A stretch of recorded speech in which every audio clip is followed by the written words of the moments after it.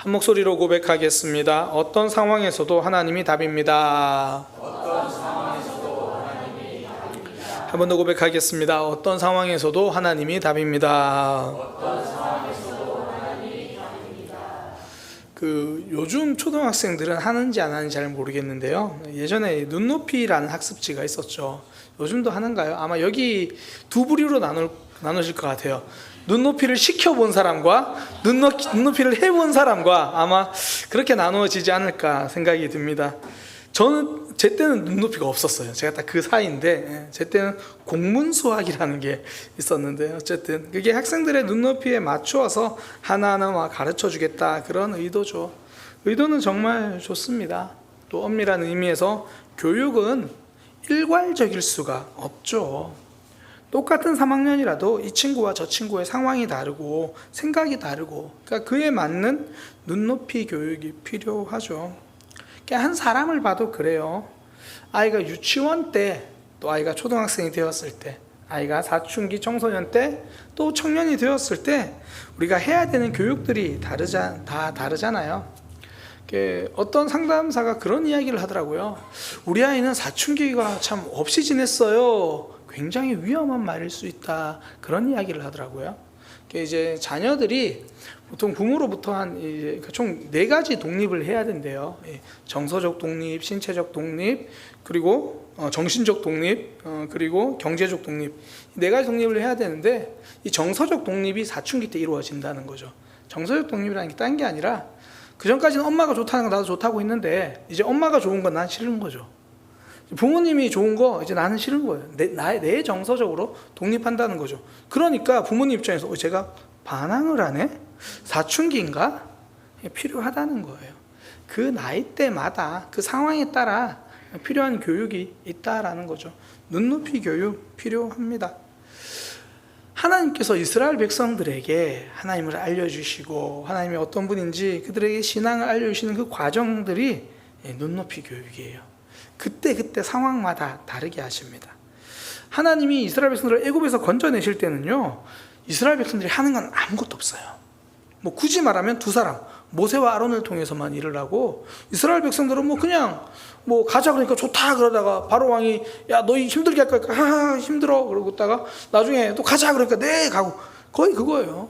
나올 때 2가지 정도 하죠. 기억하려고 너 6월절 지켜라, 그거 지키고, 야 너 그냥 나가려면 그렇잖아, 애굽 사람들한테 이거 좀 달라 그래, 그랬더니 애굽 사람들이 빨리 내보내려고 은근 보아 주잖아요. 그들이 하는 건 아무것도 없어요. 하나님이 그냥 다 하세요. 나일강이 피로 변한 것도, 질병을 내리신 것도, 우박을 내리시고 장자를 죽이신 것도 모두 하나님이 하셨죠. 그렇게 건져내신 이후에는 하나님의 교육이 살짝 달라져요. 이제 하나님이 한 템포 느리게 일하십니다. 나일강이나 10가지 이적들을 다 먼저 보여주셨잖아요. 그런데 홍해는 하나님이 미리 갈라놓지 않아요. 여기서부터 이제 이스라엘 백성들이 어떻게 하나님을 붙드는가, 붙들 수 있는 시간을 하나님이 기다려주시기 시작하죠. 우리의 삶을 보면 구원은 전적으로 은혜예요. 우리가 하는 것 아무것도 없습니다. 믿음이 선물이라고 하잖아요. 그러니까 우리가 하나님 믿는 것도 선물로 주신 거예요. 그런데 우리가 신앙생활을 하면서는 하나님께서 우리에게 조금씩 하나님을 붙들기를 원하시죠. 그냥 하나님을 선택하셨으면 이제는 우리가 조금씩 믿음의 선택을 하도록 기다리시고 또 그렇게 도우시고 붙들어 주시는 거죠. 하나씩 눈높이 교육들을 해 가십니다. 이걸 좀 잘 보여주는 사건이 이제 광야에 들어가서 이제 겪는 마라의 쓴물 사건이잖아요. 마라의 쓴물은 항상 엘림과 같이 살펴봐야 됩니다. 그러니까 광야에 들어가서 마실 물이 없다고 원망을 해요. 그런데 그 옆으로 조금만 가면 이 물샘 12과 종려나무 70주, 엘림, 물 많은 곳이 있다라는 말이죠.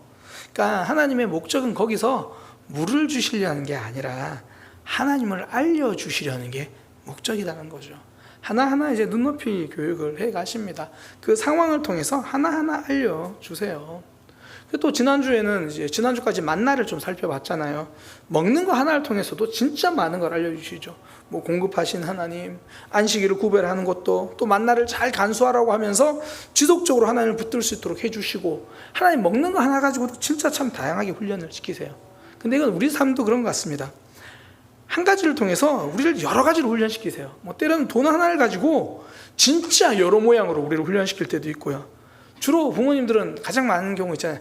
딱 자녀 이 한 놈 때문에 진짜 나를 여러 모양으로 신앙의 연단을 시키기도 하고요. 뭐 때로는 관계 하나를 통해서 하나님은 여러 상황으로 우리에게 또 믿음의 또 일들을 해 가시죠. 뭐 관계 때문에 기도하게 하시고, 관계 때문에 사랑하게 하시고, 뭐 여러 가지 일을 하십니다. 이제 그렇게 만나를 통해서 하나님 알려주시고, 오늘은 다시 물이에요. 이게 이제 르비딤에서 물이 없는 사건인데, 그 이스라엘 백성은 참 물이라는 게 독특한 위치에 있는 것 같아요. 애굽에서 그 출애굽의 시작의 첫 번째 이적이 나일강이 피로 변하는 거잖아요. 그러니까 물로 시작을 해요. 그리고 나오자마자, 애굽에서 나오자마자 그들이 만나는 어려움이 물이에요. 홍해를 건너거든요. 그리고 딱 건너고 광야로 들어가니까 첫 번째가 앞서 이야기한 그 마라의 쓴물, 또 물, 그런 사건들. 그리고 우리가 뭐 11개 상을 통해 살펴봤지만 가나안 땅에서도 바알을 섬기는 것도 결국 비와 구름의 신이기 때문이거든요. 그 물. 그러니까 그리고 하나님께서 이스라엘 백성들에게 복을 주시겠다고 말씀하시면서도 그 복을 가장 대표적으로 설명하시는 게 물이에요. 신명기 11장 13절에서 14절 보면 이렇게 말씀하십니다.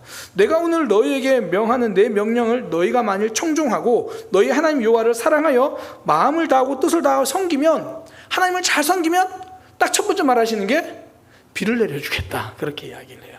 너희 땅에 이른 비와 늦은 비를 적당한 때에 내리시겠다.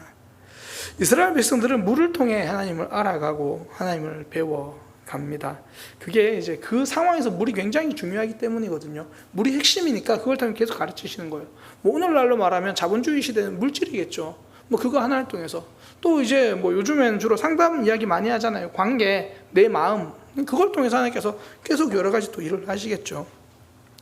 오늘 본문에서도 이 르비딤에서 물이 없어서 하나님은 그 이스라엘 백성들이 모세를 원망하고, 또 하나님은 물이 나오게 하셔서 그곳 이름을 이제 무리바라, 뭐 그렇게 말을 합니다. 뭐 더 정확히 말하면 이제 물이 나오게 하시고 마사라고 부르기도 하고 무리바라고 말하기도 하고.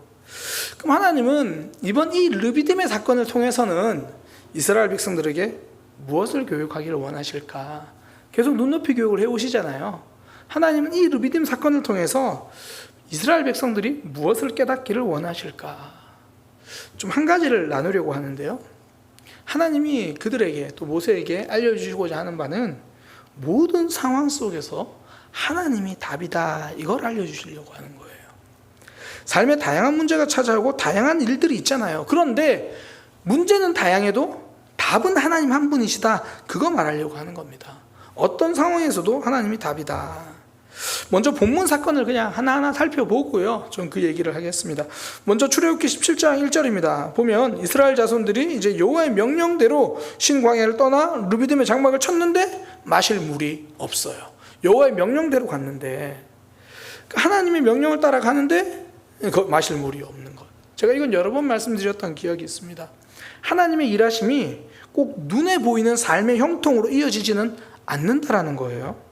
그러니까 하나님을 따라갔는데 마실 물이 떨어지기도 한다라는 겁니다. 내가 말씀에 순종해서 갔는데 어려움이 찾아올 수 있는 거예요.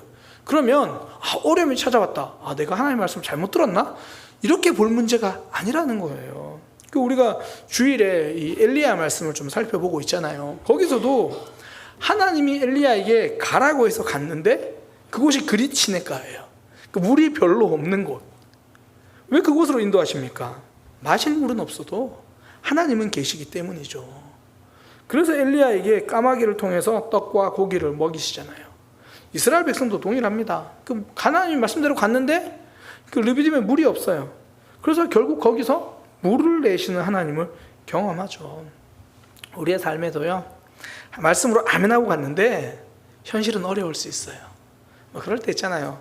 진짜 오래도록 계속 좀 관계가 힘든 사람에게 사랑하라는 말씀에 아멘하고 갔어요.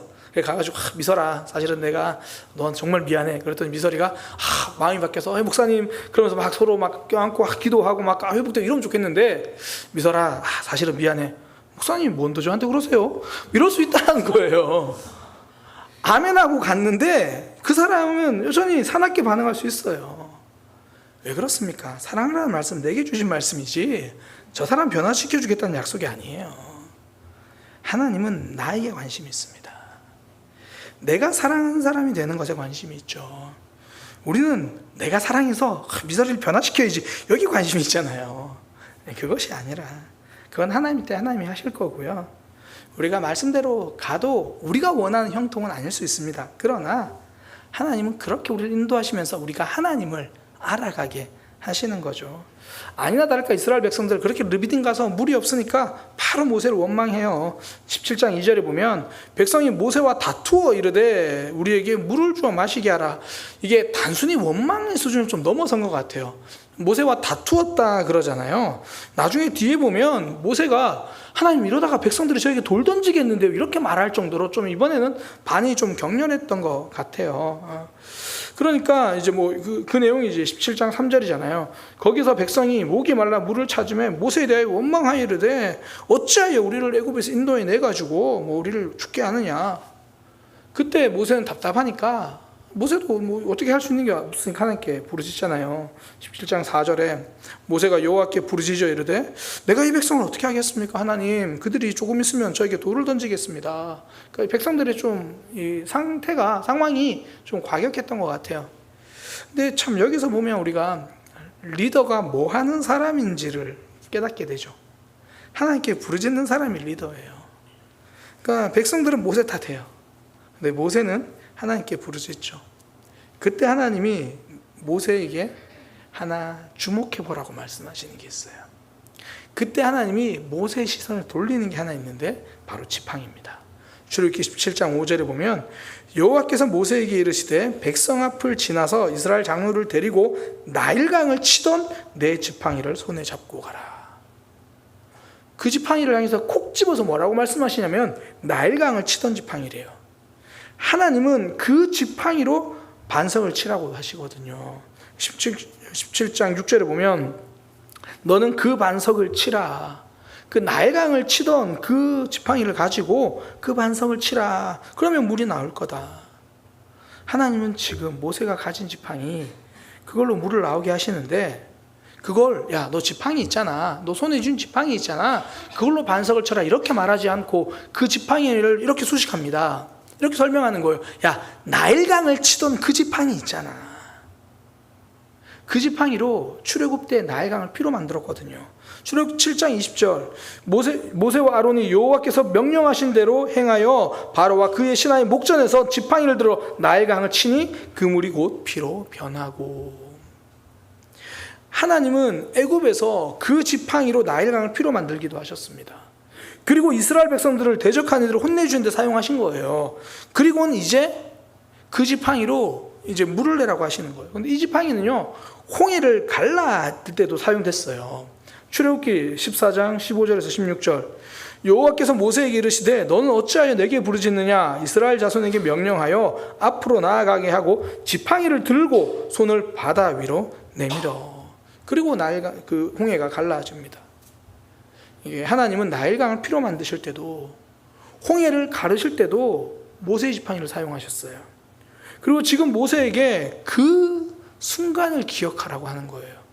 이걸 딱 보고 이 지팡이가 대단하구나 그게 아니라 그때 나일강을 피로 만드신 하나님이 이제는 르비딤 반석에서 물을 내시겠다고 말씀하시는 거예요. 출애굽하는 문제에서도 하나님이 답이었지만 광야에서 물이 없는 문제에서도 하나님이 답이시라는 거예요. 그때 일하셨던 하나님 지금도 일하겠다. 하나님의 일하심은 애굽에서 멈추지 않습니다. 애굽에서 이스라엘을 위해서 바로 왕과 싸우셨다면 홍해에서는 하나님께서 길을 여시고요. 르비딤에서는 물을 주십니다. 하나님은 싸움만 잘하시는 분이 아니라 길도 열어주시고 목마른 자에게 물도 주십니다. 그러니까 우리가 문제가 있을 때도 하나님께 기도하지만 내 영혼에 갈급함이 있을 때도 하나님께 기도하고 지금까지 내 삶에 여러 가지 아픔이 있을 때는 기도하지만 내 앞길, 내 삶의 길을 열어주시는 그 길이 필요할 때도 사람들에게 묻기보다 먼저 하나님 앞에 질문하는 하나님은 그 모든 상황에서 답이 된다라는 거예요. 뭐 주일에 말씀 이전에 얼마 전에 이제 드릴 때 그 열왕기상 시작할 때 말씀드렸던 거, 제가 이걸 영역이라는 단어로 좀 설명을 드렸어요. 그러니까 신앙의 영역에서도 하나님이시지만 일상의 영역에서도 하나님이시라는 거예요. 어디서든지 하나님은 우리 삶의 답이 되십니다. 광야에서도 가나안에서도 어디서든 하나님으로 살아간다는 거예요. 지금 모세가 배우고 있는 게 그겁니다. 모세는 바로 왕 앞에서는 위축되어 있었거든요. 그때 하나님이 모세 보고 가라 그러니까 하나님 저 못 갑니다. 그때 하나님이 모세에게 그 지팡이를 던져봐라. 뱀이 되고 잡아봐라. 다시 지팡이가 되고 그 지팡이로 나일강을 피로 변하게 하셨어요. 바로 왕 앞에 두렵고 떨고 위축되어 있을 때도 하나님은 그 지팡이 하나님이 일하신 걸 보여주셨고요. 이제 이스라엘 백성들은 인솔하는데 모세가 너무 어려움을 겪고 있는 거예요. 하나님 제가 이제 어떻게 하겠습니까? 그때도 하나님은 다시 모세에게 새 힘을 불어넣어 주시는 겁니다. 그래서 나일강을 치던 지팡이, 그때 내가 너를 도와준 것처럼 지금도 내가 너를 도와줄 거다. 모세는 바로 왕과 싸울 때도 하나님을 붙들었습니다. 그리고 이제 이스라엘을 인도할 때도 하나님이 답이구나, 그걸 배우는 거예요. 모든 영역에서 하나님을 붙들고 승리합니다. 다르게 말하면 애굽에서만 영적인 전쟁이 아니라는 거예요. 이스라엘 백성을 인도할 때도 영적인 싸움이죠. 바로 왕과 싸울 때만 싸움이 아니라 이스라엘 백성들을 인도하는 그 과정에서도 치열한 영적 전쟁이 있다라는 거죠. 이 영적인 싸움을 보지 못하면요, 여러 상황마다 다른 답을 꺼내려고 해요. 인과관계가 문제돼? 인과관계를 배워볼까? 인터넷에서 물어봐요. 이거 어떻게 하죠? 까칠하게 대해라. 다 들어주면 호구로 한다. 이 관계는 여기서 답이라고 생각하니까 돈이 문제네? 재테크를 배워볼까? 때로는 더 많은 혜택을 누리기 위해서 서로를 속이기도 해야 되는구나. 남들이 다 자기 권리 찾겠다고 하는데 나만 정직하려고 하다가 손해만 보는구나.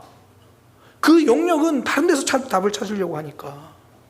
그런 영역은 영적인 전투의 영역이 아니라고 생각해요. 그렇지 않습니다.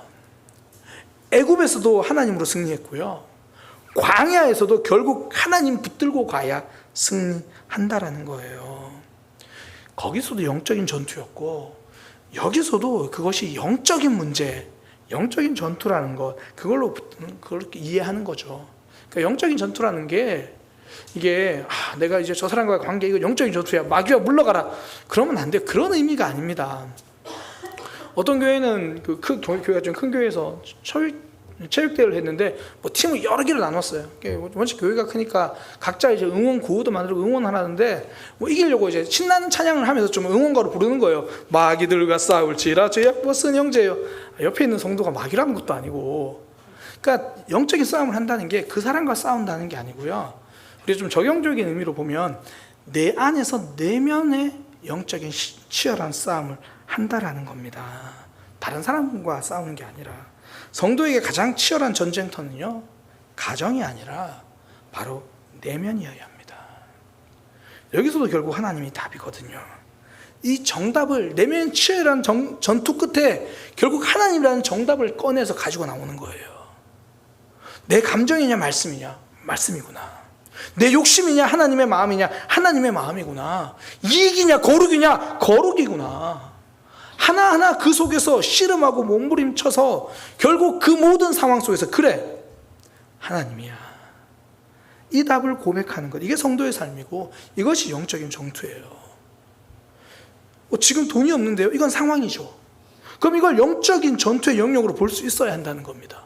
그래, 돈이 없는 것이 문제네. 그러면 나는 여기서 어떻게 영적인 전쟁을 승리로 이어갈 건가? 아르바이트를 해야겠다. 이건 문제가 안 돼요. 근데 여행을 가야 하는데 돈이 부족하네? 아르바이트를 해야 되는데 시간이 없네. 나에게는 언제나 뺄 수 있는 일주일에 한 번씩 돌아오는 그 빨간 날이 있지. 주일에 아르바이트를 해야겠다. 이건 영적인 전투의 영역으로 보지 못한 거죠. 그 문제를 영적인 전투의 영역으로 보고 내가 여기서 영적으로 승리해야겠다. 이걸 영적인 전투로 가지고 가면 결국 하나님으로 승리하게 돼요. 믿음의 결정을 내리고요, 하나님을 답으로 생각하고 붙들고 일어납니다. 관계의 문제도 그렇고 가족과의 문제도 그렇고 문제가 있으면 기도하자. 이거 기도가 답이야, 이런 의미가 아니라 하나님이 답이라는 건 결국 그 속에서 내가 영적으로 치열한 내면의 전투 속에서 내가 하나님을 답으로 가지고 나온다라는 거예요. 하나님이 우리 가족의 문제 속에서 내가 영적으로 승리해야 할 영역은 무엇인가? 하나님이 내게 원하시는 영적 전투는 무엇인가? 모든 상황 속에 찾아오는 도전과 문제와 아픔을 영적인 도전으로, 영적인 전쟁으로, 그것으로 볼 수 있어야 한다는 거죠. 그때 어떤 상황이든지 하나님이 원하시는 답이 무엇인지를 발견하게 되고요, 하나님으로 그 문제를 풀어가게 됩니다. 그래서 하나님은 우리에게 모든 것을 기도하라고 말씀하신 이유가 여기 있는 거예요. 그 문제를 영적인 문제로 가지고 가서 내면의 치열한 전투 끝에 하나님으로 승리하라. 우리 안에 계신 성령 하나님이 도우시잖아요. 말 못할 탄식으로 우리를 위해서 우시면서 우리에게 승리를 주시잖아요. 그래서 빌립보서 4장 6절과 7절, 아무것도 염려하지 말고 다만 모든 일에, 교회와 관련된 일에 말고, 예배 드리는 일 말고 모든 일에 기도와 간구로 너희 구할 것을 감사함으로 하나님께 아뢰라. 다른 문제는 이 사람 찾아가고, 이런 문제는 저 사람 찾아가고, 그게 아니라 하나님께 아뢰라. 그리하면 모든 지각이 뛰어난 하나님의 평강이 그리스도 예수 안에서 너희의 마음과 생각을 지키시리라. 결국 말씀하시는 것도, 약속하시는 것도 먼저는 환경의 변화 이전에 생각과 마음이라는 거잖아요. 내면은 이 영적인 전쟁 하나님이 승리하게 해주시겠다고 말씀하십니다. 우리가 교회에서 정말 많이 듣는 이야기 중에 하나가 말씀이 답이다라는 이야기 듣잖아요. 왜 말씀이 답입니까? 하나님, 제가 이번에 이런 사업을 하려고 하는데 어떻게 해야 됩니까? 쫙 폈더니 이제 하나님께서 아브라함과 롯이 갈라서는 문제, 내가 지금 이 옆에 있는 사람과 같이 일하지 말아야겠다, 그런 문제에 답을 주신다는 게 아니라, 왜 말씀이 답이 됩니까? 그걸 영적인 전쟁으로 보고 거기서 답을 찾게 만드는 거예요. 하나님, 왜 미설이는 저를 자꾸 미워할까요? 말씀을 묵상하니까 하나님이, 내가 너에게 준 은혜가 크잖아. 그걸 깨달으니까 하나님, 미설이에게도 하나님의 은혜가 필요하군요. 미설이의 삶 가운데도 이 관계 속에서도 일하시는 하나님이 일하심이 있군요. 그렇게 말씀을 통해 내게 말씀하시는 음성을 들으니까 나도 모르게 미설이를 훨씬 더 사랑하게 되고, 미설이를 가까워서 이야기하는 거야. 미설이를 사랑합니다. 긍휼한 마음을 품게 되고, 내게 말씀하신 하나님으로 내 안에 영적인 싸움에서 승리하게 되니까 밖의 문제는 그 다음부터예요. 그 다음부터 풀리는 거예요. 원래 전쟁을 할 때도요, 내부부터 단속을 하는 겁니다. 내면의 영적인 치열한 싸움에서 거기서 하나님으로 승리하고 나오는 거예요. 이스라엘 백성들은 모세와 싸우려고 했어요. 모세와 다투고, 하나님, 저 사람들이 저에게 돌 던질 것 같습니다. 그 정도로 격렬하게 모세에게 반응하는데, 하나님은 모세에게 하시는 말씀, 그들과 싸우지 말고 애굽에서 승리하신 하나님을 보라. 너희 그 지팡이 나일강을 피로 만들던 거야. 그때 영적인 전투, 나일강에서 그 영적인 전투, 지금도 영적인 전투라는 거예요. 그러니 결국 그때 승리해 주셨던 하나님, 여기서도 승리를 주시는 거죠. 하나님이 왜 모든 상황에 답이 되십니까? 하나님은 어디에도 계시기 때문입니다. 애굽에만 계시는 분이 아니라 어디에도 계시고요, 늘 함께 하시는 거예요. 그래서 이 사건 끝에 이 물을 주신 이 장소를, 이름을 무리바 또는 마사라고 부르게 합니다. 17장 7절이거든요. 17장 7절 보면, 그가 그곳 이름을 마사 또는 무리바라 불렀으니 이는 이스라엘 자손이 다투었으며 또는 그들이 여호와를 시험하여 이르기를 여호와께서 우리 중에 계신가 안 계신가 하였습니다라.